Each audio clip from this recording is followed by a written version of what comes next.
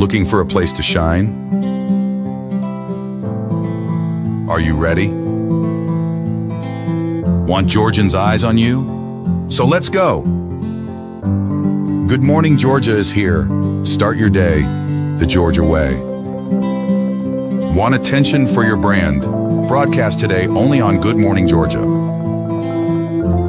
Contact us today. Email us at info@thecommunicationsmd.com or call on 770-421-5598. Tune in to Good Morning Georgia. Join hosts Audrey Bell Kearney and Derek J. Wilson every weekday at 9 a.m. for your daily dose of news, politics, business, and entertainment. From local updates to insights from affiliate partners across and beyond Georgia, we've got your mornings covered. Tune in to stay informed and entertained with Good Morning Georgia. Good morning, Georgia.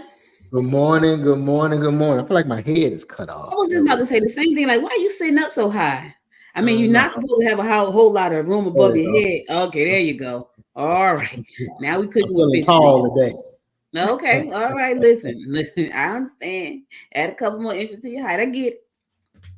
Yeah, So good morning, Georgia. Hope you guys are having a wonderful day. Today is Thursday, September the 19th. Happy birthday to all the 19 babies out there, whoever you are around the world. Happy birthday. 919. 919. That sounds like a good number for the lottery. I don't know. See, I don't know either. I probably won't what like the stars align and all listen, that. I suck at the lottery though. When I tell you that, I'm always coming up with a number. Tell my husband, I think that's a good number. He said they all good numbers unless you win. Until you win. So until you win. But got a show for you today. What we got going on? What's the weather like here around Georgia? All right. Well, we got some weather. Let me zoom in to my Doppler radar. All right, we got 82 in Blairsville, 88 in Rome, 84 in Gainesville, 86 in Atlanta, 85 in LaGrange. We got some 88s and 87s in Columbus and Macon, 89 in Albany. Valdosta is the hottest spot in the state at 90, and then 84 in Brunswick, 86 in Savannah. Albany will be mostly sunny. Look at that, I didn't upgrade it. Atlanta will be mostly sunny. Augusta will be sunny. Bainbridge will be sunny with a little bit of fog. Brunswick has some fog this morning. Moody Air Force Base, mostly sunny with some fog. Where is Moody, by the way? And that's the one by Macon, right? Have no idea. Never heard of Moody before. I think that's the one by Macon, Moody Air Force Base. Because Dobbins is right there by Marietta. So and Valdosta sunny, Warner Robins sunny, West Atlanta is actually a station. Is sunny today. So it's gonna be a mostly sunny day, foggy over there by the water in South Georgia. But other than that, it will be a day. It's like we're going back to summer. I don't know if we want to do summer, fall, summer. Because the first day of fall is what, Saturday? 21st. Like September 20 something. It's either the 20th or the 21st. I think it's the 21st. So instead of us moving forward, we're going back a couple of degrees. Well, that's okay. It'll drop somewhere around November. Like, I mean, that's the one thing I do know about Georgia. I love many things about Georgia, which is so funny because it is my home, y'all, like my real home. But she from Jersey, y'all. Don't fall I'm an original peach. Shout out to my peeps in Jersey though, but I'm an original peach. She a Jersey. I'm not a Garden State grown, birth there. I was birthed here right in the great state of Georgia, in Albany, Georgia. Shout out to all my peeps in Albany. A lot of my family still live, mostly all of my family live in Albany. Hospital you was born there don't even exist anymore. It does. So, and they've expanded. Thank you so much. Phoebe Putney. Why would they get rid of that? It's the only hospital they got in Albany. No. Well, the hospital I was born in doesn't exist. Huh? The hospital I was born in doesn't exist anymore. See? Don't talk about my hospital. My hospital, not only does it exist, it is expanding. Shout out to Phoebe Putney and all of the people there taking care of folks. Shout out to them. Hey, listen, let's get on to some news. So listen, there was a big thing about schools closing over in Fulton County, and parents showed up to say, you know what, we want to protest that. There was remember we talked about that. We talked about the school closing, and because they said that the enrollment rates were low. Well, parents showed up for students at Spalding Elementary and Sandy Springs, and they gathered to urge Fulton County to not close the school. They want to keep the school open. My thing is with the rate of growth we have, like, can we even close a school? Like, why not just, like, I feel like schools have been overcrowded. I hear these things and I'm just wondering, like, is that not the case? But anyway, Spalding I guess it's not overcrowded everywhere. Huh? I said it's not overcrowded everywhere. It's not, but then I think about people who probably going to have their kids go to another school, and the people that actually drop their kids off, which means if the school is in your neighborhood and then you close that school down, my kid got to go to some other school way over wherever, and I drop them off at school. Now I have to go out of my way. Now I do know a lot of reasons why hate to blame it, but the parents is a lot of reason why the populations of schools are going down, because they're sending their kids to different schools. So, you can't get mad at the school district. They have to make a business decision. If the school is built to hold 1,100 and they only have 400 students, they have to make a decision. Well, the rest of the students are going somewhere else. You need to talk to your neighbor and find out why they child over there at Grayson instead of Shiloh. Yeah, that sound like a sports move right there. I just use it as an example, but you and I both know that happens. It does happen. It really does. I know for my brother, he teaches at Southwest DeKalb, and he had some students that they didn't want to follow his rules, and so they decided they were going to go to a whole nother school somewhere else, which was in Jersey you couldn't do that. Like, you couldn't just get up and go to another school like that. You couldn't do that. Like, you had to go to the school in your district. Like, when I went to high school, I wanted to go where my friends went. They all lived by Malcolm X Shabazz School. I lived by West Side. Now, when we were going to junior high, we all lived in the same area. It was one junior high, but it was more than one high school. So you didn't go to East Side High. I went to West Side Rough Riders. I went to West Side. Shout out to all the Rough Riders. Rough Rider for life. Yes, that was our name. That's our name. Oh, but you can't just go to a school. Huh? I said you can go to the Lean on Me school, huh? Nah, that was in Patterson. East Side. I ain't go to Patterson East Side. That was far from me. I did know Joe Clark personally. Like, he was a family friend. Like, his sister and my mom was best friends. So I knew him personally. Spent time at his house, spent time with his family. His daughter's an Olympian, Joetta Clark. Oh, yeah? Look her up. She's cool. Yeah. She's an Olympian track star. But he was stickler. So his kids were, they were brought up just like that school. He was rough. My mom worked with him. So when the hospital closed down, and we all worked at the hospital, like my mom, Sarah, who was her best friend, she worked at the hospital. When the hospital closed down, my mom went to go work with Joe at the detention center, because he was he the warden? No, he was something over at the detention center. So she went to go work with him. But that was my mom's before he was Crazy Joe Clark. He was just Joe Clark, and then Crazy Joe. Yeah, he was just Joe Clark, and so I've known them since I was like 12. Yeah. So your mama wasn't the one that old girl was portraying, huh, when she was trying to get him shut down, huh? That wasn't your mama. Nah, because mama, he was gone then. He had left East Side then. He was over at Essex County Youth Detention Center. So he had left East Side by then. Huh? You talking about the time the movie came out? Mm-hmm. After he left then. So when the movie came out, he left the high school and went to the detention center. And my mom, when the hospital closed down, because we knew, we were close, she just eased on in the detention center, and that's what she retired from. No, okay. Yeah, so yeah.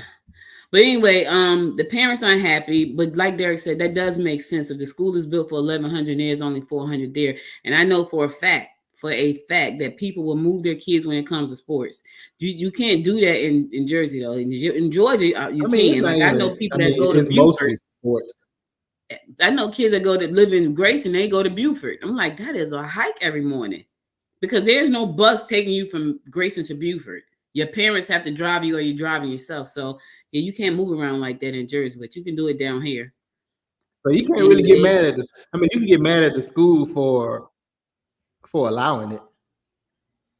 I The think transfer. you can, but you can't. I think the other thing too is when people look at their education, if the school system is not pumping money into the school system to make it better so the kids can learn and get all and be able to have an edge like everybody else. Well, we got $11 billion surplus. Yeah. You know what I'm saying? So I'm thinking I got to take my kids where they have the best opportunity. So I get that part too. So, but there are some parents saying, you know what, we don't want the school to close. You know, Spalding Elementary enrollment is just under 350. And I'm pretty sure that school probably can at least hold 1,100. Yep. Under 350. Yep. But again, but test scores, like what? So we talking elementary. We're not talking sports with elementary. And so the main reason why I would not send my child to a particular elementary is they have bad test scores. Their discipline levels are high. So that can fall back on the school. Like, what are you doing to make sure that my child is receiving the best education available? And why is, again, we can use the schools that I know. Why is it that the test scores and seem like everything is much better in the Grayson cluster versus over here in Shiloh and South cluster? Like, help me understand that. Aren't I paying the same tax dollars? My property worth $300,000-$500,000. I'm paying my taxes on that. Why is it the schools in my area is not performing the same rate as the other schools? Like, parents need to ask those questions. Most of them don't. They just send their child to another school. Yeah, they don't. They just like, my kid ain't doing good over here. I'm about to get him out. Yeah. And they got that luxury of doing that. They were in Jersey. They don't even put them in there. Yeah. What you mean? My child ain't doing good. My child ain't going there, period. If you're in Jersey, you know what you're trying to get your kids into. If you feel like I can't get them in West Side, I can't get them in Shabazz, I can't get them in Weequahic, East Side, East Orange, you know what you're trying to do? You're trying to get them in Chad. That's a charter school. Yeah. And Chad got a waiting list about 5 years long. So yeah, that was our alternative. Our alternative was try to get into a charter school, which there weren't many. Yeah, charter schools started popping up in Houston probably right before I graduated high school or so, about 20 some odd years ago. But those became the options, but then the school district started having charter. Like, you was able to get a charter, like as a business owner, you was able to get a charter school within the school district. Yeah, no, I was gonna get one. I was gonna start a charter school. I was gonna start a charter school when I was in Jersey. Yeah. That was my goal. Like, me and one of my friends. I heard it's lucrative. Well, as a matter of fact, she's Joe Clark's niece. Like, we looked at starting a charter school, like the two of us, because her son went to Chad. Like, he didn't go to the regular public school. He went to Chad, and she and I got together, and we were going to start a charter school. I forgot what happened. It didn't happen, but that was our goal. And so that was your option. Either you go to a private school and pay a whole lot of money, or you go to a charter school, or you get on over there with the Rough Riders and you hang out in West Side. No, that's where you was at, Rough Riders. For life. I was a Raider, baby. No, I'm lying. Oh, I said that don't hurt me. I was a rebel. The Rough Rider and the Rebel. There, we should put that on our thing next time. What? The Rough Rider and the Rebel. And the Rebels, yeah. We had to switch the thing around like this so you can get on the other side. Yeah. Oh, look at it. You switched it up. Okay. Okay, I like this angle. Okay. I know. Right, moving right along. What you got going on your side of town over there? Oh God, that's funny. Yeah, no, I was like, how did I get on that side? I still don't know how you switched it up, but that's cool. All right, so let's talk some national / state news. Harris will be in town. So Vice President Harris will travel to Georgia on Friday, tomorrow, to highlight her support for abortion rights, likely focusing on the stories of two women whose death she blames on the state abortions ban by Republicans after the Supreme Court overturned Roe versus Wade. The vice president will highlight the stark contrast between her commitment to fight for reproductive freedom and the devastating and deadly consequences of Trump abortion bans. So she will be, it don't say where. Georgia is a battleground state as, They didn't release it yet for safety reasons. Right, right. And so, I mean, so were you aware that two women recently passed away? The story is horrific. Like one young lady wanted to have an abortion, so she went to another state, took some abortion pill, and the baby didn't fully abort. And so when she went to the hospital, instead of them taking her right in, she waited for like 20 hours and she died. Yeah, I'm reading it. Says she waited 20 hours in a suburban Atlanta hospital. I wonder what suburban Atlanta hospital was that. Ooh. Hospital after seeking medical care. Whoever it was. Yeah, for incomplete abortion. Wow. Then say Miller died after declining to seek medical care for complications from abortion medication. Oh, okay. Wow. So it's the pills, or whatever pills they're giving people, they're giving it to them, and I guess the baby's supposed to abort itself. And then, but you have to go in, and when people do an abortion, you have to go in and do what's called a DNC to make sure all of the fecal matter is gone or the baby's gone. You can't just give an abortion and that's it. You can't do that. You have to actually go in there and do what's called a scraping. It's called a DNC. And then that way everything is out, because if everything is not out, they can get an infection and become septic. And then that's how they die. And that's probably how she died. That's probably how both of them died. That's crazy. But you wouldn't know that. You wouldn't know that if you're walking around taking a pill. You wouldn't know that until you start feeling bad. And then instead of the people at the hospital taking them in, like that's their fault, because nurses should know if a partial abortion is left in a person, they could easily become septic and die, which is probably what happened to them. Well, that's sad. So yeah, she'll be here Friday, and like I said, I guess for security reasons, it don't say where, but she will be here Friday to talk about that. Ironically, Tuesday, Governor Tim Walz, the running mate, he was in Macon, and he was talking about. So it said Tim Walz emphasized abortion policy during Macon visit. So he said abortion remains a hot issue in Georgia. He said it's going to be neighbor to neighbor, door knock to door knock. Do you like the policy where women die because they can't get health care that they should be able to get if they need reproductive care? So they are definitely riding on that. Well, Trump that's his. I mean, he said it at the debate. He proud that he overturned Roe versus Wade. So I know. Then you try to backpedal as always. Oh, yeah, we support abortion rights. No, you don't. Stop it. Stop with the shenanigans. Right now, when I tell you, Derek, I want this to be over, because every time I even open up a tab on my computer, all I see is stuff. It's like, oh, my God, can I see something else? Because it's so depressing when you see, like, the people who just listen to what he says, and it's just a bunch of rhetoric. And it's just, and I'm... I'm never going to understand that. I mean, I get you like what you like. I get that. I get you like who you like, but do you not have like common sense? Like, I mean, so my question is, one of the young ladies died. She was a parent already. I think she had an 8-year-old son. So he has no mother, because some nutcase decided he was going to overturn a law to take the control over women's body. Like, you didn't control your own body. I mean, but do you think? I mean, like I'm reading this. Do you think the doctors are just overreacting? Because it's saying women are bleeding out in the parking lot and turned away from emergency room. They tell them they can lose their license and go to jail. No, they're not overreacting. I mean, but if I'm bleeding and you turn me away from the emergency room, listen, they came in and said, Derek, good morning.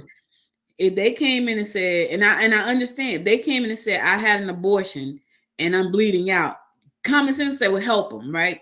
But then they looking at, if I help this person, I'm gonna lose my license, which is crazy. So you put the doctor in a very precarious situation. With a heart, so that wouldn't be a malpractice. But listen, with a heart, I would have to put my license in danger. I would. I'm just saying, but wouldn't that be malpractice? Like, if I come into the emergency room bleeding, you supposed to help. But you're helping for? I'm bleeding. Stop the bleeding. But you told me I had an abortion. I ain't telling you nothing. I'm bleeding. But that's the point. See, that's the point right there. If when they went in there and said, "Why you bleeding?" She said, "Well, I took this abortion pill," and everybody like, "Oh God, we can't do that. We're gonna lose our license. We're gonna let her die." That's crazy. It is crazy. It's absolutely nuts. And I think it's so sad that the doctors, the patients, the nurses, everybody's put in this position because somebody feels like they want to play God and tell people what to do with their bodies. Like them people they talk about she's radical. No, they're radical. Like they are nuts. It say Georgia has one of the highest rates of maternal mortality in the nation, with 33.9. What's the 0.9 deaths per 100,000 live births between 2018 and 2021. So it said the national average is 32.9. So we're higher than the national average. Yeah, we're higher than the national average. I ain't never had a baby. Well, I'm not a woman, but none of my kids was born in Georgia, so I guess we were lucky there. Was Dominique? No, Dominique wasn't born here. Was Carter born here? Yeah, Carter was born here East Side. Oh God. Yeah. Yep. Glad that went well. He had a great doctor though. Like Dominique had a wonderful doctor. Oh man, she was a great doctor. Her doctor was wonderful. When I was in the hospital, when I got real sick in 2018. Don't say that. Don't you say that on here. Okay. We don't want no lawsuits. Don't you say it. All right. Moving on. Yeah, moving on. Let's go. Yeah, but so that's crazy. So that's what when Harris and Walsh, when they come to Georgia, that's what that's one of the things that they're talking about. Because I guess Georgia is one of the states that have this crazy law, that heartbeat law. Yeah. So I wonder what happened to that testicular law that Deshaun put out. Let me tell you something there. When she put that law out, I was doing a podcast, right? Some guy, so at that particular time, you could call into my show. Like you could, I had a telephone number and everything, you can call in the show. He called in talking nonsense. I was like, he was like, I don't know why, she would put a law out like that because of the law that just got passed. That's why she put it out. When she said that, when she said something about start child support when they get a heartbeat, I was like, yes, ma'am. Right then and there. Let's start child support. Yeah. I wonder what happened to that. I'm gonna reach out to and ask her, hey, whatever happened to your testicular law? I mean, is it still whatever. I know what it is. Testicular. When I saw that come out, I had to talk about it. And some guy called into the show from Tennessee, nonetheless. And he wanted to blame black women. I said, and he was black. I was like, nah, you on the wrong show with this. Like, Black that's women, not what we're about how to is do. they fault that they? It's black women having all the abortions. Like, who told you that lie, dumb? Like, that's a lie. And I don't know who told you that lie, because that's not true. And you have no facts to prove that at all. Not one. And I know you don't, because you call into my show talking stupid. I think if that was the case, it wouldn't be so many black kids in foster care and up for adoption. Right. That was the case. Right. Because it shows a lot. It is of black kids in the system. So it is. And that's sad too. That is sad. But like they say, I guess they don't want you to abort them. So they say. So what you gonna do with them though? See, that's the sad part. Like you don't want them to abort them. So you don't want to give them money to help them. You don't want to give them insurance. You don't want to give them health care. What you supposed to do with the kids? You don't want to give them food. What you supposed to do with them? Send them back to a plantation so we can go back. No, we can't go back. That was anyway. Harris said you can't go back. Jail system. Well, that is the new plantation. You're right. So they grow up. They have nowhere to go. They're going to jail so they can work for free because they ain't got no benefits. And they start that at third grade based on them test results. They forecasting how many beds and they need to build a new facility based on third grade. What's crazy about that is they're not discriminating against you going to jail. Like if you are in a class that's not in their class and you do a crime, you're gonna be right in jail with everybody else doing what they want you to do. So when you sit there talking about we gonna vote because whatever, go ahead. You're voting against yourself. That's all I'm saying. That's all. If you don't hear anything else I'm saying, Vote for yourself. Right. If you know you need Medicaid, you need to be voting for yourself. If you know you are on insulin and high blood pressure medicine, you need to be voting for yourself, sir. Whether Your you're black, children white, need food. Hispanic. I don't care what color you are. Vote. If these are some things that you care about, you need to vote for yourself. If you care about your kids having a good education, vote for yourself. I really think the best way people should do this, they should get each platform blindly, as in get the Democrat, get the Republican platform, not knowing which one is which. Go through. You kind of like, you know how they do them surveys. Go through, answer the questions, which one you relate to, and then let that one. Then by the time you finish answering the question, it populates and tell you, oh, okay, this is, you're more likely to vote this way. And right. I guarantee a lot of people will be surprised. They'll be surprised. I remember what they think. They, oh yeah, I'm a Democrat. Oh yeah, I'm a Republican. Then by the time they finish, they be like, oh. But listen, okay, I didn't know that. They did an interview with this guy in Arkansas when Trump first took office, and they asked him about affordable health care. Right? All he knew was Obamacare. What do you have? He named the insurance, because what they don't understand is that in different states, the insurance are called something else. They're all under the Affordable Health Care Act, right? But they have different names. But everybody wanted to lump it all under Obamacare, and it was. Here's the thing: in your state, it's called something else, though. It's Obamacare. So they asked him what he had, right? And this is what being uneducated about voting for yourself comes in. Ask him what he had. He named it. He said, "You do know that falls under the Affordable Care Act, right?" I did not know that. Well, that's Obamacare. Yeah. Well, right during the 2020 election, it was people who, they did those interviews, CNN and MSNBC. They did these interviews with people who supported and voted for Trump in 2016, but then, now they wasn't in 2020 because, I lost my health care, my food stamps went away, here they are in OT. Yeah, I don't know what happened. But it's gonna happen. If he wins, it's gonna be worse this time. It's gonna be so much worse, because if they don't understand anything, they need to understand that they are not in the top 5%. And if you're in it below that, you're in trouble. And that's most of us, me included. Well, I'm not in the top 5%. I'm trying to get there. But if he wins, you are screwed. So if you want to know what the top 5% is, go Google it. You're not there, most of you. Just saying. Nah, if you gotta go look it up, you're not in it. Right. I'm pretty sure. You gotta go talking about the top 5%. I'm pretty sure Bill Gates know where he sits, where he stands. Him and a whole lot of other people. What's his name? Murdoch. I'm pretty sure he know where he's. They're in the 1%. They're in the 0.5 percentile. They ain't even in the 1%. They're in the 0.5%. So you got the half, the 1, the 5. Yeah, they all in the 0.5%.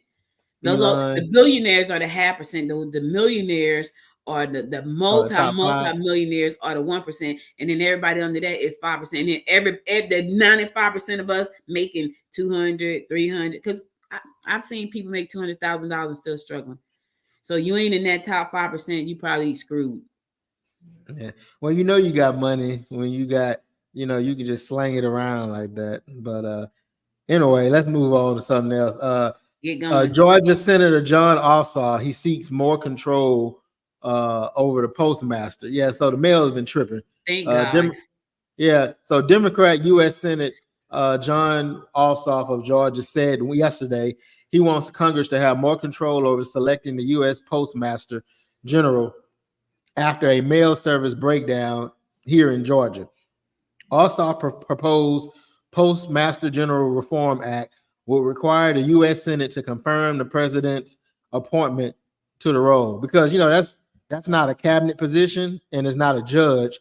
So a president just appoint. I can just say, "Hey, Audrey, there you go, you got it." So why didn't Biden appoint a new one if that's all it took?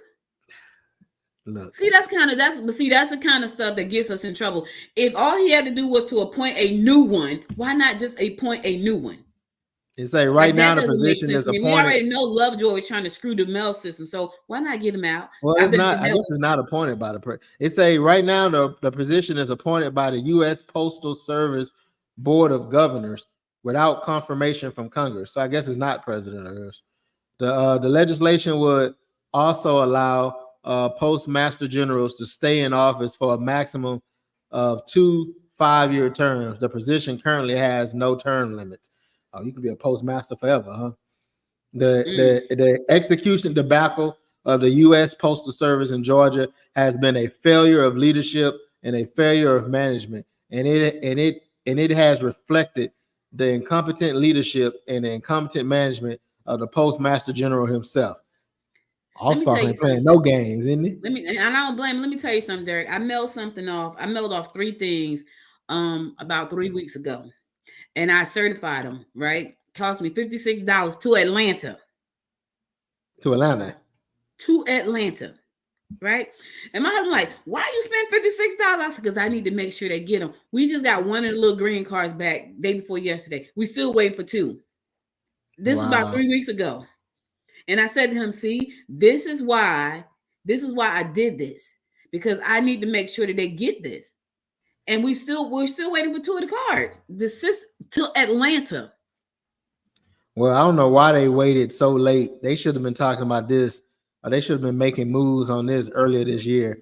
They say lawmakers across states have criticized DeJoy for his management of the Postal Service. The legislation comes as DeJoy has tried to squash concerns from election officials throughout the country that the postal system is not prepared to handle a rush of mail-in ballots ahead of November election. But why are they just not talking about this now? They should have been talking about this late last year, early this year. Georgia lawmakers have blamed operational issues at the postal facilities in suburban Atlanta for many of the state's delivery hiccups. USPS consolidated multiple facilities into one in Palmetto, which was supposed to make the delivery process more efficient. It's been a problem ever since.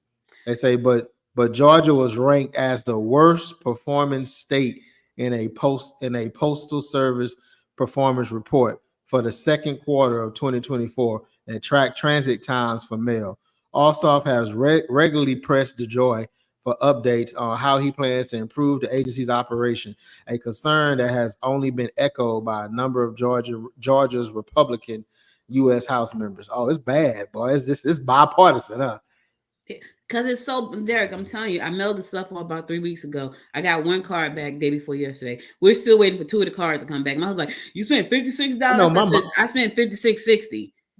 All right. Because No, I my need mom to come back. My mom used to get her medication in the mail. We had to stop that. We just had to go pick it up, because it wasn't coming in time. By the time she get it, she already out a week or 2, and so we just stopped and we just started picking it up. But yeah, I didn't even put that. I didn't even think about that. I thought maybe it was the pharmacy, but no, it could have been. It's definitely the mail. Because think about this, right? If we make the mail screwed up the entire time when it's election time, we already know it's screwed up. So we know that's the norm, because now it's like well, you put something through, you got to go to UPS if you want to get there on time. You got to go to FedEx if you want to get there on time. I'm really surprised that in this business society, none of the top 3 companies, or 4, you include DHL, didn't try to reach out and do some type of contract.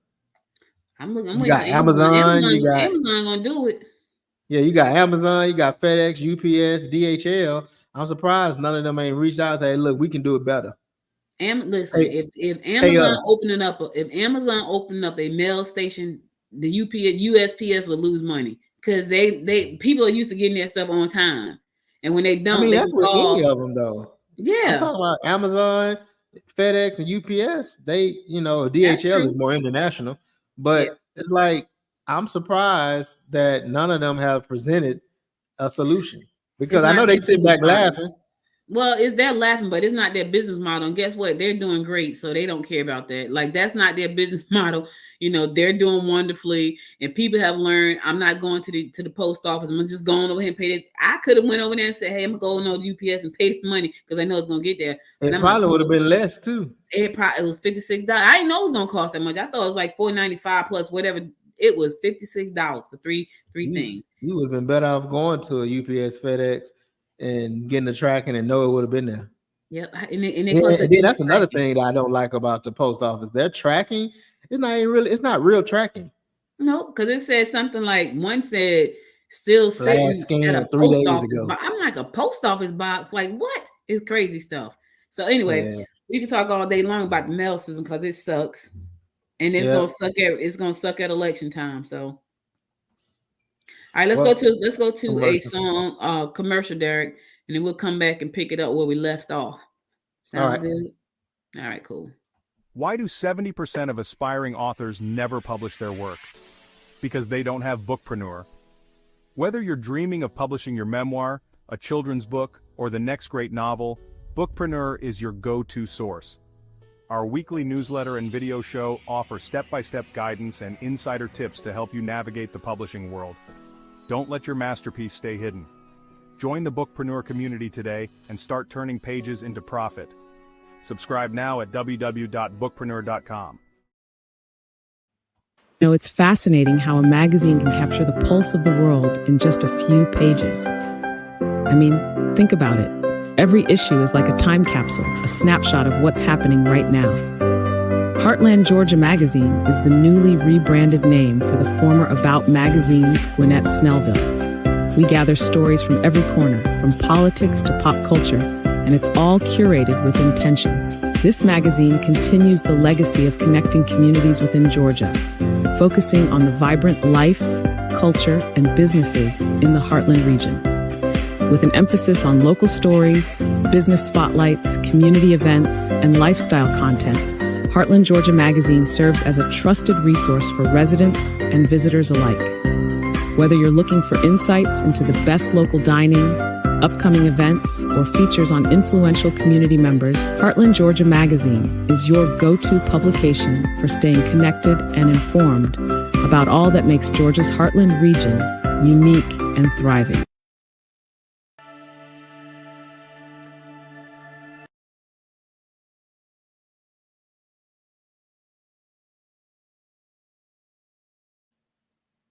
Welcome back. When is Heartland coming out? I'm a magazine junkie. If y'all can see my office, I got magazines stacked up for days. I love magazines. Heartland will hit the shelves in November. All right, Heartland Magazine. Isn't that cute, y'all? Heartland. Yeah. It will hit the shelves in November. If you are a subscriber, it will be in your mailbox by November. So that's that. Let's go on. Let's see what happens. So a house study, Georgia House Study Committee to determine Georgians' right to vote. That's that top 10% right there. A special House Study Committee tasked with determining where Georgians have the right to boat, fish, and hunt on Georgia streams will hear from the public for the first time in a meeting scheduled for September 20th at Unico State Park in near Helen. The House Study Committee on Navigatable Streams and Related Matters grew out of a legislative effort to name sections of some 64 streams and rivers in Georgia as navigatable and thus open to the public for boating, fishing. So that should be cool, I guess. Mm-hmm. I mean, I've been seeing people kayaking in the Yellow River. In the Yellow River, and they had to rescue some people before too. I'm like, ooh, the Yellow River be moving like that? Well, you got to go and rescue. The Yellow River be moving, man. I mean, certain sections, like right there. That's a section right there by Norris Lake, down in like South Gwinnett. Yeah, them people be out there kayaking. That water be moving. It be moving. The Yellow River go all the way down. I done seen it in Newton County and everything. Yeah, the Yellow River be moving. So listen, yesterday I went to the disparity studies informational session. It was pretty decent. How did that go? It went pretty good. I love the company and what they were talking about, what they're going to do. So they're going to be the ones performing the study, and I thought it was pretty interesting. Now they said something I thought was so cool. It would be so nice if we could adopt that here in Georgia, in the Gwinnett especially. So Gwinnett County is doing a disparity study to find out where the disparities are for minority business owners, women business owners, and LGBTQ women, race, gender, all of that stuff. They're trying to figure out what the disparities are, and once they figure that out, then they can figure out how to put plans in place to address those disparities. One thing the lady said was there was a disparity study done in Toledo, Ohio. I thought this was just so great. She said it was one lawn company that kept getting like these giant contracts every single year, right? And and they said what happened was they did a disparity study and they realized, yep, there's a disparity there. What they did was take that contract and split it up based on location. So if you were in this location right here and your company had everything in place, you would get part of that contract. I'm sure that company was not happy about that, but they busted up that big contract. I thought that was so they took it and split it up. She said it was a lot more work for the organization that was doing the contract. However, for the small business owners, now they had an opportunity to be a part of that. So they split it up into 4 corners, right? So if your company was located here, you got a part of the contract. And I thought, to me, that's amazing. And so I said to her, and so I asked her, did your company do that study? And she's like, nah, we can't take credit for that one, but that was a really good one. And I said, what if they did that with a lot of other contracts? That would be amazing. Well, from a business standpoint, I think that's a tad bit unfair to the business. I think what they should have done was make it so that a certain percentage of that contract had to be subbed out to smaller businesses. Well, they tried that.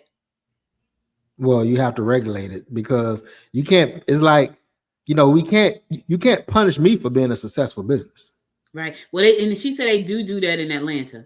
Like she said in Atlanta, if you have a big contract, it is required that you sub out part of that contract. So that did work. In Toledo, they was like, no, we just gonna bust it up. But that's probably somebody, listen, that person that group that decided to bust that up, they probably was like somebody I know who's like the same person get the same contract over. They was that person. That's the case. But again, from a business standpoint, I would say, you can't punish the business for being successful. I don't think they took it all from them. I think they got some too. I don't think they took the whole contract. I think they just split it up. Yeah. I mean, that wouldn't be fair, but I don't think they took it all. They just got, instead of getting the whole thing, they got a portion like everybody else. Yeah. I think the sub route is better because, like you said, it made that organization do more work as far as by splitting it up. Whereas you put that burden back on that larger company, as in, okay, look, you are the prime, but 45% of this contract has to be subbed out to smaller. They may not want that though. They may not want to be over people. They got to oversee and be responsible for people that aren't responsible. That's what. If you don't want it, don't apply. You mean as a prime? Yeah, if you don't want it, because that's part of. I mean, as a general contractor, that's part of your job is to oversee subcontractors. Yeah. And so if you go in as a prime, you know that going in, and that's a requirement. A requirement is 45% of this contract has to be produced or has to be filled by small to minority, whatever subcontractors, and you have to manage that. And you have to be available when we audit you, or when we, you have to have the documents. Put that work back on them. That's how they do it in Texas. Because I tell you, in Texas, I was a hub. I think it was a hub certified, whatever, something like that. Historically underutilized business certified, and in the state of Texas, we all can apply for these, I guess apply or submit applications for these contracts. But let's say you, Audrey, you get the contract. Well, the contract states that, I think in Texas is 25% of that has to be utilized by a hub certified vendor. Well, I don't in Texas, I still have people, because I still show up on the registration. I still have companies calling and emailing me, ask me, hey, do you want to partner on this? What it does is it force the big companies, the primes, to reach out, go through that list and reach out to vendors to get them on that process. And so I think that's something that should have, that's what I was basically running on. I But don't know. I think I like it the other way. Give me my portion. Let me go ahead and do what I'm gonna do. You give them their portion. I don't want to be overseeing nobody. I don't want to be no paper. I wouldn't want that. Well, that's why you wouldn't run for a prime. I mean, that's you're not right. run. I wouldn't. That's why you wouldn't apply for a prime. But I wouldn't. But that's what I'm saying. So you saying you think it should be the prime way? I'm saying I like the Toledo way. No, because everybody can't handle. If they break up a $50 million contract, everybody can't handle $5-10 million contract. Whereas you give it to that big company, you get that $50 million contract to that big prime and tell them they need to divvy that out amongst some subcontractors. I guarantee you, because what that's going to do is it's going to hold that 50 million prime accountable. If that sub ain't working, they're going to find another sub. And then if they can't find it, then they'll have to justify it and say, hey, well, look, we went through these, we couldn't find anyone, so that's why we in-housed it. That's viable too. Of course, eventually it's gonna get back to where they just doing everything in-house. But you can't do everything in-house. So even if you got the big one, I like that. I mean, because it holds everyone accountable and it takes away putting the burden all the way on the organization or the county or the whatever the municipality is. It's like, yeah, I think what she was saying. So for me, if I had to choose between the two, what you just said and what she said, I would definitely choose the other one as a contractor, because I wouldn't want to have to be worried with somebody else as a headache. I just wouldn't want that. I've tried that. That doesn't sit well with me. Now you may be saying I like it the other way because I want to divvy out and file. I don't want to do all that. So I like personally, I'm not in a situation where I can apply for a prime. Yeah, I'm not either, but I'm just saying if it were me, I think I would lean heavily towards the Toledo one as a contractor. If I were just looking at the Toledo one, I don't want to be over anybody. I don't want to be over another contractor and what they got. I personally wouldn't want that.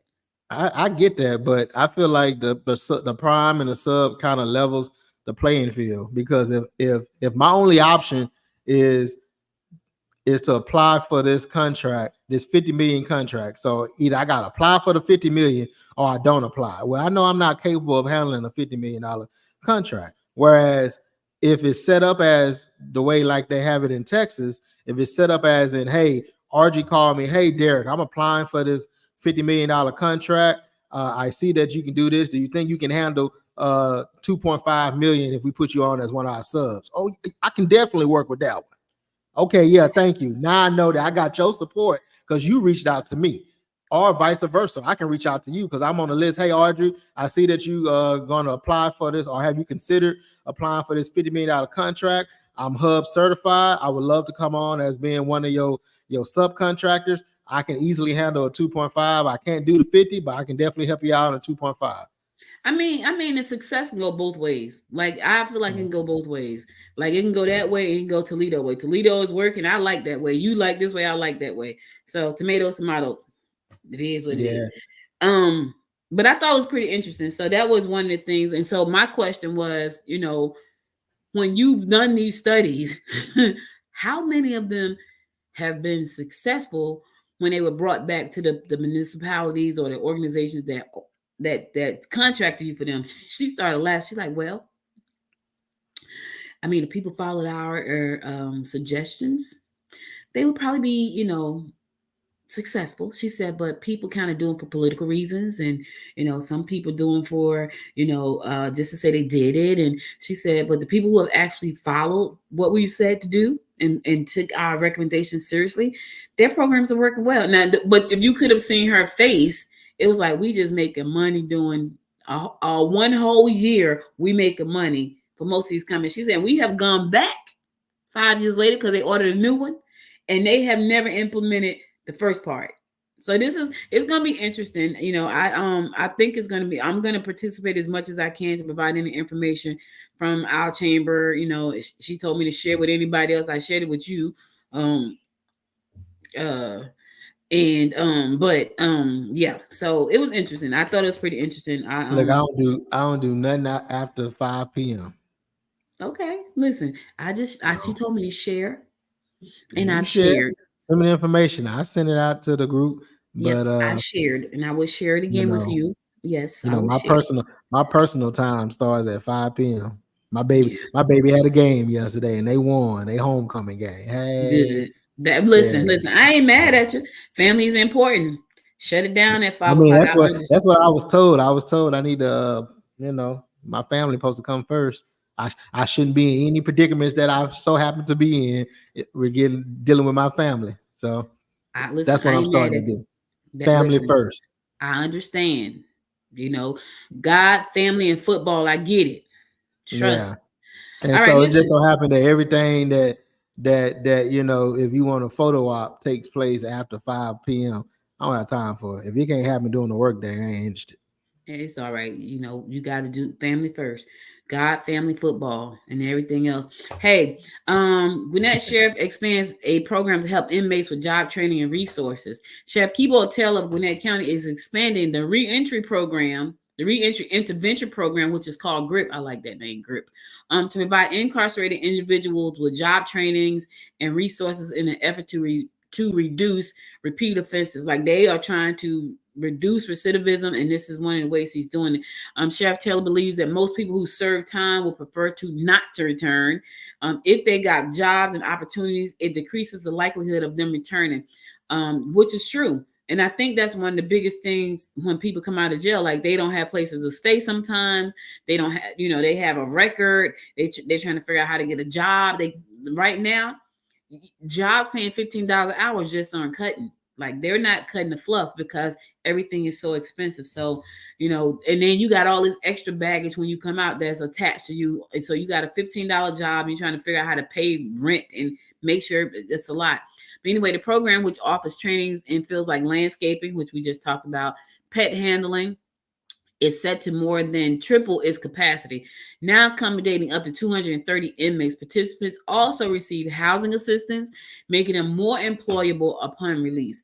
But 95 to 98% of the people behind bars, you're looking for something positive, something tangible to latch on to. That's what Deputy Chief Atwater said. So we're gonna, kudos to them for doing what they do to keep people out of jail, which is a good thing. Out of prison, which is a good thing. Anything that's going to help people be better, I'm all for it. I don't care who brings it to the table. I'm all for it.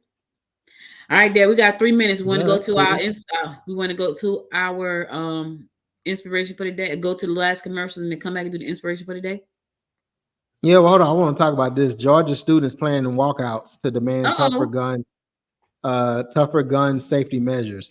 Students across Georgia are planning actions to demand what they say are stronger gun safety measures in response to this month's fatal mass shooting at Apache High School in Winder. The Morgan Oliver School, an independent school for students in kindergarten through 8th grade in East Atlanta. These 8th graders is planning a walkout traumatized Thursday morning with a state Senate committee meeting on safety of firearm. The school has about 50 students. The students of Morgan Oliver School has reached a breaking point, said the school founder. Part of their civic engagement lessons is about organizing protests, and this is where they decide to put all their energy. It's just so obvious to them that putting kids before guns is the right thing to do. They often hear grown-ups use the word unacceptable, and now they believe that the way the grown-ups are acting is unacceptable. That's that next generation coming up to vote in 4 years, just so you know.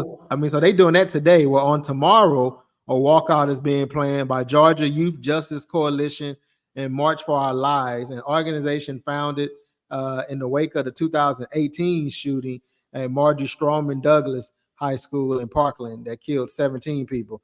A walkout occurred in Georgia after that mass shooting.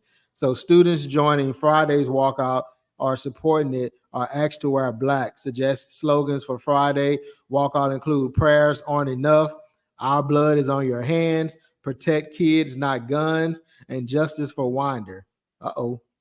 Every student and teacher at Apache High School should be alive today, says one of the social media posts. My child is in high school. I just wonder what he gonna do. I'm sure I don't know if I should ask him about it or just let him bring it up. I don't know. Maybe he's not aware of it. Yeah, that's why I say I don't want to bring it up. But then now I got a phone call Talking about, well, you told me to walk out. No. But what's crazy? It's crazy that these, kids have to be, this is something they have to do. They can't go to school and feel safe. They're traumatized, and I get it, because I'm traumatized whenever I go and I tell Derek every morning we get on here to do this show, before we get to the stories that we're going to tell y'all, it's just a slew of bad news. Just a slew of bad news. It's just bad news, bad. And I'm like, oh my God, like we can't, so the kids are traumatized. Grown-ups are traumatized. We have to figure out how to make this better. And gun control policies is not telling people they're going to you got to get rid of your gun. It's saying be more responsible. You know what I'm saying? Like, what is the problem? Like, why is there so much pushback for that? Like, it doesn't, because you know why? It's not their kids. The ones that's pushing so hard, if it was their kids, they'd be pushing right alongside of us. But it's not their kids. I love when VP Harris said that her husband, and the Walls are all gun owners. Right. I mean, there are a lot of gun owners. Like, hey, we gun owners, so we're not trying to take your guns. I got my own Glock. That's basically what she said. I got my own Glock. There you go. Yeah. Mine is beige. You want to go to commercial and come back with the inspiration and wrap it up? Yeah, let's go. Let's go to the commercial. Right. My baby used to say when she was first talking, gee, I don't like commercials. I don't like commercials. She don't like commercials. We'll be right back. In a world where business and sustainability intersect, the Gwinnett Women's Chamber of Commerce, or GWC, stands as a beacon of empowerment and innovation. Our mission: to empower women in business while fostering a culture of sustainability within our community. We're not just about business growth. We're about eco-friendly practices, about encouraging a healthier, more sustainable future for all. Through innovative tools, equipment, and education, we're supporting the success of women entrepreneurs and promoting a greener tomorrow. Our vision stretches beyond the present. We see a future where GWC is a leading force in the promotion of women's entrepreneurship and environmental stewardship. A vibrant community where women in business thrive alongside a commitment to sustainability. We're making the Gwinnett region a model for inclusive economic growth and ecological balance. We are the Gwinnett Women's Chamber of Commerce, where business meets sustainability. Join us in shaping the future. MD Communications Group, a complete networking hub. Trend technologies to your way. Struggling with your network provider? Bad internet, television, and mobile phone services? Let's resolve this together with MD Communications Networking Hub. Slow internet, bad television, bad cell phones, services, and want to save more? Choose us. What makes us unique? Economical deals, distant coverage, best rates, fastest speed and bandwidth, maximum channel options, clear signal coverage. Stay stress-free. Try our best residential and commercial high-speed internet, television, and mobile phone services. Let us manage your stress. Contact us today. Visit our website, thecommunicationsmd.com, or call on 770-421-5598. Hey there, creative souls. Are you ready to unlock your full potential and join a community that truly gets you? Welcome to the Indie Creative Collective. Imagine a vibrant space where podcasters, musicians, video creators, writers, filmmakers, and so many more come together. This isn't just any group, it's a free, membership-based collective that meets monthly, offering a treasure trove of opportunities for collaboration and exchange. Here, passion is the driving force. Every member is deeply committed to their craft and keen on monetizing their skills. Picture this. Each gathering is a stage where you can present your current projects, showcase your ongoing work, get constructive feedback, and elevate your art to new heights. But that's not all. These meetings are a goldmine of industry insights. We share what trends are making waves and which practices to steer clear of. This open exchange ensures that you're always in the loop with the latest knowledge and best practices in your field. The Indie Creative Collective is more than just a network. It's a breeding ground for innovation, a support system for creatives striving to make a living from their art, and a hub for like-minded individuals to connect and create together. Whether you're an established creative or just starting out, this collective is the perfect place to find inspiration, enhance your skills, and connect with fellow creatives committed to turning their artistic endeavors into profitable ventures. So what are you waiting for? Join the Indie Creative Collective today and embark on a journey of creativity, collaboration, and success. Stay creative, my friends. Stay creative, my friends. Stay creative. All right. Good morning, Georgia. It's Thursday, weekend eve. Look at that. I don't know if anybody used that, but yeah, it's the weekend eve. Weekend eve. You're just one day away from some well-deserved rest and relaxation, but today is still full of opportunity. Let's bring the same energy and focus into Thursday that we wanted to carry into the weekend, that we want to carry into the weekend. Finish strong, stay positive, and keep that momentum going. The weekend is right around the corner, so let's make today amazing and set ourselves up for a fantastic finish. Enjoy. Listen, thank you all for listening. Thank you for everybody that showed love. We appreciate you. Be sure to connect with us on all of our social media channels. And we'll be back again tomorrow at 9 a.m. God willing. Until next time, my friends. Until next time, make it a great day. Bye, everybody. You've been listening to and watching Good Morning Georgia. To become an affiliate partner to report on what's happening in your community, leave us a message by going to www.goodmorninggeorgia.org. Be sure to subscribe to the show and share it with a friend. Do us a favor and subscribe to our YouTube channel at www.youtube.com/@Good Morning Georgia today.